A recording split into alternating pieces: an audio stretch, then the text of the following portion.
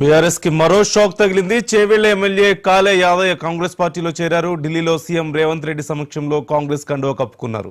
ఇటీవల జగిత్యాల ఎమ్మెల్యే సంజయ్ కుమార్, తెలంగాణ మాజీ speaker BRS Banswada MLA Pocharam Srinivasa Reddy హస్తంగూటికి చేరిన విషయం తెలిసిందే. దీంతో యాదయ్యతో కలిపి ఇప్పటి వరకు 6 బీఆర్ఎస్ పార్టీ నుంచి కాంగ్రెస్ లో చేరినట్లుగా మనకు కనిపిస్తోంది. పూర్తి సమాచారం మా ప్రతినిధి శ్రీకాంత్ రెడ్డికి తెలుసుకుందాం.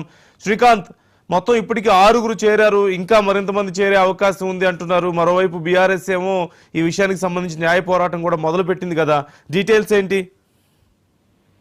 నందు రోజుకో వికెట్ బీఆర్ఎస్ నుంచి డౌన్ అవుతుందని చెప్పొచ్చు. ఎందుకంటే ఇప్పటికే మాజీ సీఎం కేసీఆర్ బీఆర్ఎస్ అధినేత ఆల్రెడీ ఎమ్మెల్యేలతో భేటీ అవుతూ వస్తున్నారు. ఫామ్ హౌస్ లో ఆ ఎమ్మెల్యేలందరూ మీటింగ్ అటెండ్ అవుతున్నారు.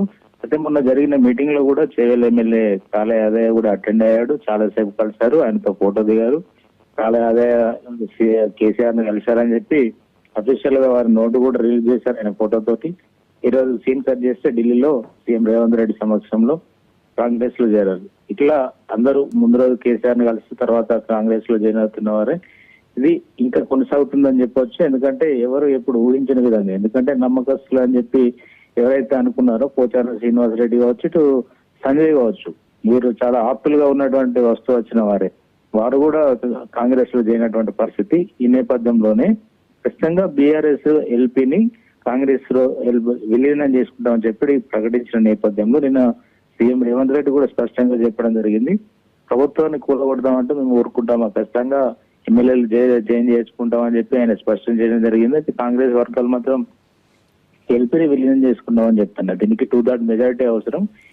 ఈ నేపథ్యంలోనే మెజారిటీ ఎమ్మెల్యేలు ఇటు నగరానికి సంబంధించిన చాలా వరకు మెజారిటీ ఎమ్మెల్యేలు జాయిన్ అవుతారని కూడా చెప్తున్నారు. అయితే బీఆర్ఎస్ నుండి వచ్చిన ఏదైతే 2/3 మెజారిటీ తోటి ఎమ్మెల్యేలు అయితే జాయిన్ అవుతారో ఆ బీఆర్ఎస్ పార్టీ నుంచి వస్తున్నారు. 2 మినిస్ట్రీ కూడా వారి కోసం అధిష్టానాన్ని అడిగి ఆల్రెడీ ఒప్పించి పెట్టినట్టుగా తెలుస్తుంది. ఈ నేపథ్యంలోనే ముందస్తుగా కొంతమంది జాయిన్ అవుతున్నారు. ఇప్పటికీ ఇందాక మనం ప్రస్తావించుకున్న మాజీ స్పీకర్ పోచారం శ్రీనివాసరెడ్డి కావచ్చు, సంజయ్ కావచ్చు, అదేవిధంగా కడియం శ్రీహరి అయితే పోయిన అసెంబ్లీ సెషన్ లో మాత్రం చాలా అగ్రెసివ్ గా మాట్లాడిన పరిస్థితి కూడా చూసాం. కేసీఆర్ ను సపోర్ట్ చేస్తూ కాంగ్రెస్ పాలన సంబంధించి కూడా ఆయన అగ్రెసివ్ స్పీచ్లు చూస్తాం. కానీ ఆయన కుమార్తె ఇప్పుడు కాంగ్రెస్ టికెట్ మీద ఎంపీగా గెలిచిన పరిస్థితి కనిపించింది. అయితే రానున్న రోజుల్లో ఇప్పుడు చాలా మంది నేతలు బయటకు వచ్చి మేము కేసీఆర్ వెంటే ఉంటాం, కేసీఆర్ తోటే ఉంటామని చెప్తున్నప్పటికీ ఈ కాంగ్రెస్ వ్యూహాలు ఎక్కడికక్కడ అమలు చేస్తుందని చెప్పవచ్చు. ఇందులో భాగంగా ఇంకెంతమంది నెక్స్ట్ ఎవరనేది మీద సస్పెన్స్ అయితే ఉంటూ వస్తుంది. కానీ ఊహించని విధంగా ఎవరైతే కేసీఆర్ కలిసి వస్తున్నారో వారే వెళ్ళి జాయిన్ అవుతున్నటువంటి పరిస్థితి. లీడర్లు కూడా మేము వెళ్ళాము కేసీఆర్ తోటే ఉంటామని ఒకవైపు అక్కడ కలిసి చెప్తున్నారు, మీడియా ముందు వచ్చి చెప్తున్నారు. కానీ నెక్స్ట్ మినిట్ కాంగ్రెస్ పార్టీలోకి వెళ్తున్నటువంటి పరిస్థితి అయితే కనిపిస్తుంది. కొంతమంది బీజేపీ కూడా టచ్ లో ఉన్నట్టు కూడా చెప్తున్నటువంటి పరిస్థితి. బీఆర్ఎస్ లో ఉన్నటువంటి నాయకులు, ఎమ్మెల్యేలు, ముఖ్య నాయకులు అందరితో కూడా కేసీఆర్ భేటీ అయ్యారు కదా శ్రీకాంత్. మరి అప్పుడు అసలు ఏం మాట్లాడారు ఆ సందర్భంలో? అయినప్పటికీ కూడా, అంటే వారు ప్రయత్నాలు చేస్తున్నప్పటికీ కూడా ఎందుకని ఎమ్మెల్యేలు చేజారిపోతున్న పరిస్థితి కనిపిస్తుంది? బీఆర్ఎస్ లో అసలు ఏం జరుగుతుంది? అలాగే న్యాయ పోరాటం ప్రభావం ఏమాత్రం లేదంటారా? వీరికి ఉన్నటువంటి గత్యంతరం ఏంటి అసలు? బీఆర్ఎస్ కి ఇప్పుడు ఏం చేయబోతున్నారంటారు? బీఆర్ఎస్ ఇప్పటికే ఈ 5 మీద ఇప్పటికే 3 విషయంలో ఎవరైతే మొదలు దానం నాగేందర్ జాయిన్ అయ్యారో ఎంపీగా కంటెస్ట్ చేశారు. అయితే 100 రోజుల్లో నిర్ణయం తీసుకోకుంటే కోర్టుకు వెళ్లే అవకాశం ఉన్న నేపథ్యంలో దానం నాగేందర్ కేసు, అదేవిధంగా తర్వాత కడియం శ్రీహరి కావచ్చు, తెల్ల వెంకట్రావు, ఈయన 3 సంబంధించి కోర్టుకు వెళ్ళడం జరిగింది. 3 సంబంధించి మన 27 నాడు నిన్న దానం నాగేందర్ కేసుకు సంబంధించి హీరింగ్ కూడా జరిగింది. స్పీకర్ చర్యలు తీసుకోవట్లేదన్న దాన్ని పోస్ట్ పోన్ కూడా చేయడం జరిగింది. ఆ కేసు వాయిదా వేయడం జరిగింది. వినిపిస్తున్నారు. ఇప్పుడు నిన్న మెయిల్ ద్వారా స్పీడ్ పోస్ట్ ద్వారా ఈ మిగతా ఎమ్మెల్యేలు ఎవరైతే నిన్న జాయిన్ అయ్యారో సంజయ్, అదేవిధంగా మాజీ స్పీకర్ పోచారం మీద స్పీకర్ కంప్లైంట్ ఇచ్చారు. అయితే స్పీకర్ పరిధిలోని అంశం పార్టీ ఫిరాయింపులు చేస్తే సుప్రీంకోర్టు తీర్పు ప్రకారం 100 రోజుల్లోపు అనర్హత వేటేయాలనేది దీన్ని అస్త్రంగా పెట్టుకొని ఇటు కోర్టులకు న్యాయస్థానాల చుట్టూ తిరగాలని చెప్పి న్యాయపరంగా అనర్హత వేటు వేయించాలని చెప్పి బీఆర్ఎస్ భావిస్తున్నప్పటికీ ఒకవేళ 2/3 మెజార్టీ తోటి ఎమ్మెల్యేలు కనుక కాంగ్రెస్ లో విలీనం అయితే టెక్నికల్ గా బీఆర్ఎస్ కి వచ్చే ఇటు టెక్నికల్ కాంగ్రెస్ కి ఏమి ఇబ్బంది అయ్యే పరిస్థితి లేదు, ఎమ్మెల్యేలకు కూడా అనర్హత వేటు పడే అవకాశం లేదు.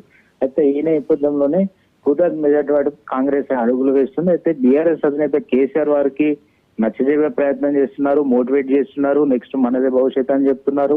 ఒకవేళ రానున్న రోజుల్లో కాంగ్రెస్ పార్టీ మీద వ్యతిరేకత జరిగింది, ఇప్పుడు ఉన్న వాళ్ళ హీరోలు అవుతారు అని చెప్పి వీళ్ళను ఎంత మోటివేట్ చేసే పరిస్థితిలో ఉన్నది కనిపిస్తుంది. బయటకి మీడియాకి లేఖలు ఇస్తున్న పరిస్థితి.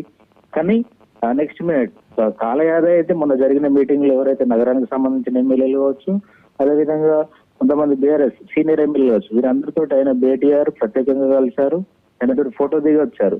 కానీ సీన్ కట్ చేస్తే కాల యాదవ్ నిన్న జరిగినటువంటి మొన్న జరిగినటువంటి మీటింగ్ జడ్పీ బిల్డింగ్ కి సంబంధించి ప్రస్తుతం అక్కడ స్థానిక ఎమ్మెల్సీ ఎవరైతున్నారో పట్నం మహేందర్ రెడ్డి మాజీ మంత్రి, ఆయనతో గొడవ దిగిన పరిస్థితి కూడా వీరిద్దరు వాగ్వాదం జరిగింది. BRS MLA versus Congress MLC అన్నట్టు వాదన జరిగింది.